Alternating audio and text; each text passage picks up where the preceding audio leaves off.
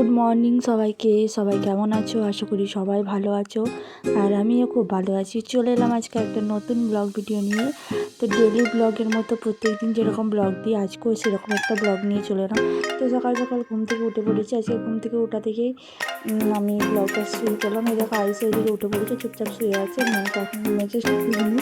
আর আমিও উঠেছি। আর আইসের বাবা ঘরে নেই, ডিউটি গেছে, ও তারকেশ্বর গেছে, ওখানে পিএম ডিউটি করেছে, মানে আমাদের নরেন্দ্র মোদী এসছে, ওখানে ডিউটি করেছে।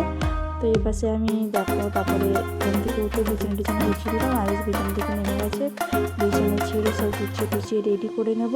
আর তোমাদেরকে ভিডিওটা ভালো লাগলে অবশ্যই লাইক কমেন্ট করবে, আর হাইপ করে দেবে, অবশ্যই হাইপ করবে। আপনারা কেউ হাইপ করছে না বন্ধুরা, একটু হাইপ করে দেবে। লাইক আর কমেন্ট করার সাথে সাথে একটু হাইপও করে দেবে বন্ধুরা। আর এদিকে দেখো বিছানাটা গুছিয়েছি, বাসে বিছানা পড়ে আছে, বাসে বিছানাটা গুছিয়ে নেব। তো তারপর কী করবো সেটাই তোমাদের সাথে শেয়ার করবো। সারাদিন বলতে আমি দুপুর পর্যন্ত যা যা কাজগুলো করি সেটাই তোমাদের সাথে শেয়ার করি, তারপর পোস্ট করি তোমাদের মাঝখানে। তো এই বাচ্চা আমি বিছানাটা ছেড়ে গুছিয়ে নিচ্ছি ভালো করে। বিছানাটা গুছানো হয়ে গেছে, মানে ছাড়া হয়ে গেছে, নামিয়ে তারপরে আমি পেতে দিচ্ছি, বিছানার উপরে পেতে দিচ্ছি, গদির উপরে বেডশিটটা পেতে ভালো করে সুন্দর করে গুছিয়ে নেব।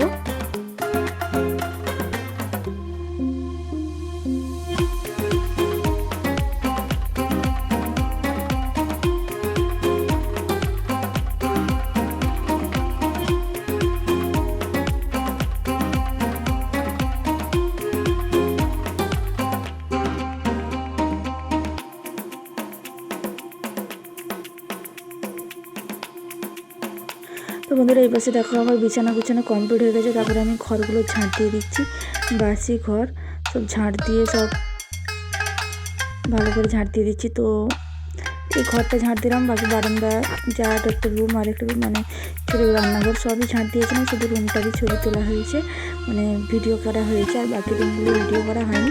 তো অনেকটা বড় হয়ে যাবে ভিডিওটা, সবগুলো খুঁটিনাটি দেখাতে গেলে ভিডিওটা অনেকটা বড় হয়ে যাবে, আর তোমাদেরকেও দেখতে বোরিং লাগবে। তাই আমি অল্প একটু হলে একটা রুমেরই ভিডিও করেছি। তারপর দেখো সকালবেলা এইসব কাজ করে নিই।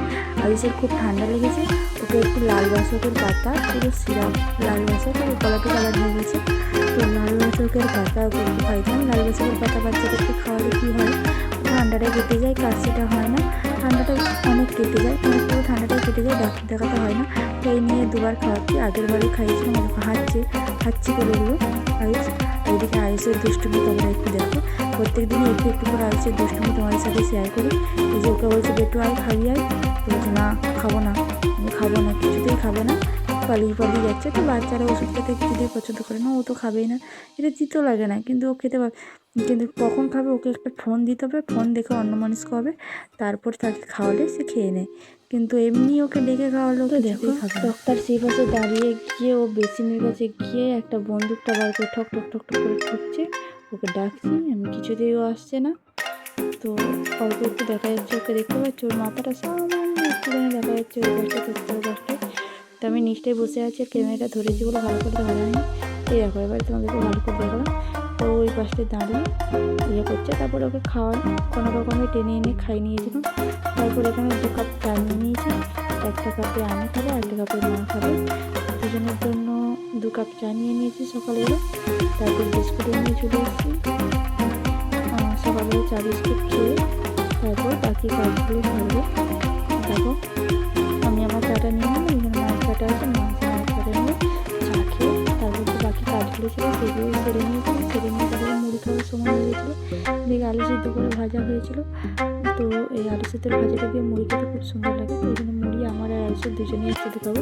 তো আয়ুষ টিভি দেখছে, ওই লিটিল সিং আমার ছোটা বিন হয় না, ওটা একসাথে আজকে দেখছিলাম, তো ওটাই ও দেখছিলো বসে বসে, ওই টিভি দেখে খাবারটা খাবে, চেয়ারে বসে আরাম করে টিভি দেখছি, আর ওকে আমি খাইয়ে দেবো, ঠিক আছে। তো চলো তোমরা দেখতে নেবো। আর বন্ধুরা চ্যানেলটি যদি কেউ নতুন হয়ে থাকে চ্যানেলটি সাবস্ক্রাইব করবে, পাশে থাকবে বন্ধুরা, বেল আইকনটি অবশ্যই প্রেস করে রাখবে, তাহলে আমি যে নিত্য নতুন ভিডিও দিই তোমাদের সামনে চলে আসবে। তো এখানে আরও একবার তোমাদেরকে দেখে দিচ্ছি, এগুলো খাবো, আলুর ভাজা আর মুড়ি। তারপর আমি ওপরে একটু চলে গেলাম, ওপরে ঘরগুলোকে মিশিয়ে নিয়ে ভালো করে আগে ঝাঁট দিয়ে দিয়েছিলাম, সেটা তোমাদের সাথে শেয়ার করা হয়নি। ঝাড় দিয়ে পরিষ্কার করে ভালো করে বিছানা টিছানা ঝেড়ে নিয়েছিলাম। তারপরে ওই যে উপরের ঘরটায় ভালো করে মানে গোটা ঘরটা আছে, দুটো ঘর, একটা বারান্দা আর একটা ছোটো ঘর, ওই মানে পুরো ঘরটাই মুছে ভালো করে পরিষ্কার করে নিয়েছিলাম। তো প্রচুর অনেকদিন মানে গরমের জন্য, সত্যি কথা বলতে গরমের জন্য আমি অনেকদিন ছাদের উপরে উঠিনি। শীতকালটা শুচ্ছিলাম, খুব আরাম, মানে রোদ থেকে আকাশটা পাই গেলে ঘরটা গরম হয়ে যায়, শীতকালটা খুব আরাম হয়। কিন্তু এই গরমকালে প্রচুর গরম লাগে। একতলা ঘর, ছাদের উপরটা একতলা নেই, দুতলা ঘর, আর ওপরে রুমগুলো খুব গরম হয়ে যায়। উপরে গরমকালে থাকা যায় না, শীতকালে খুব ভালো থাকে।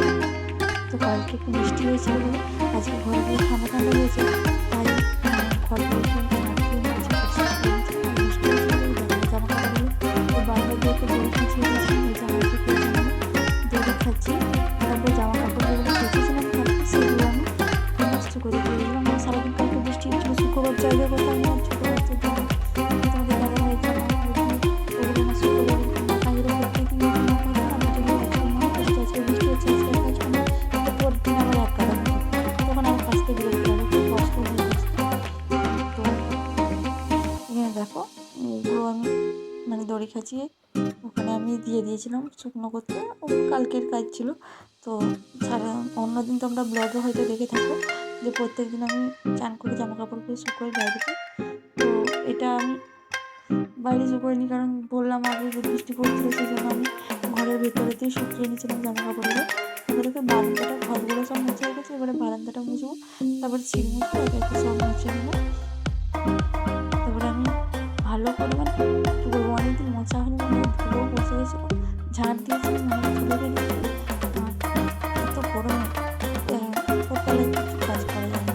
যেদিনই একটু সময় পাই মানে যেদিনই একটু বৃষ্টি বৃষ্টি হয়, একটু ঠান্ডা ঠান্ডা ওয়েদার থেকে, সেদিন ওপরটা পরিষ্কার করবো।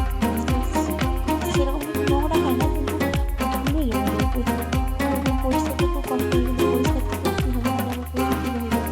তারপর দেখো এসব করে দিয়ে আমি একটু স্নান করে নিয়েছিলাম। তো ভালো করে ঘরটা ঝেড়ে পরিষ্কার করেছিলাম বলে, পুরো ঝেড়েছিলাম বলে একটু মাথাটা শ্যাম্পু করে নিয়েছিলাম। মাথাটা শ্যাম্পু করে চানটা একটু ভালো করে সেদিন নিয়ে এসে কেমন করে নিচের ঘরেই এসেছিলাম। নিচের ঘরে এসে আমার ড্রেসিং টেবিলের কাছে দাঁড়িয়ে আমার আয়না, আমার ফেভারিট আয়না ড্রেসিং টেবিল, ওখানে দাঁড়িয়ে আমি একটু ক্রিম লাগিয়ে নিলাম। ক্রিম লাগিয়ে সিঁদুর পরে নিয়ে করতে করতে প্রায় 1টা-1:30টার মতো বেজে গেছিলো। আর কারেন্টটাও আসতে যাচ্ছে, এই সময় যখন আমি ইয়ে করছিলাম তখন আবার কারেন্ট লো ভোল্টেজ, কারেন্ট আমাদের এখানে এখনও যায়, গরম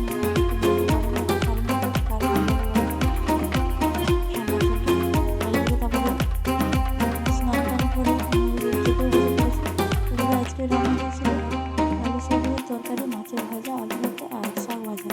আজকে এই রান্নাটা আমি করিনি, যেহেতু এই রান্নাটা মা করেছেন।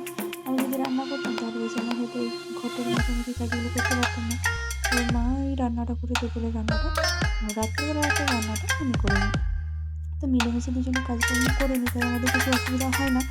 মানে হয়তো মা একটা কাজ করে তো আমরা একটা কাজ করি না, এরকম করে আমরা কাজগুলো গুছিয়ে নিই।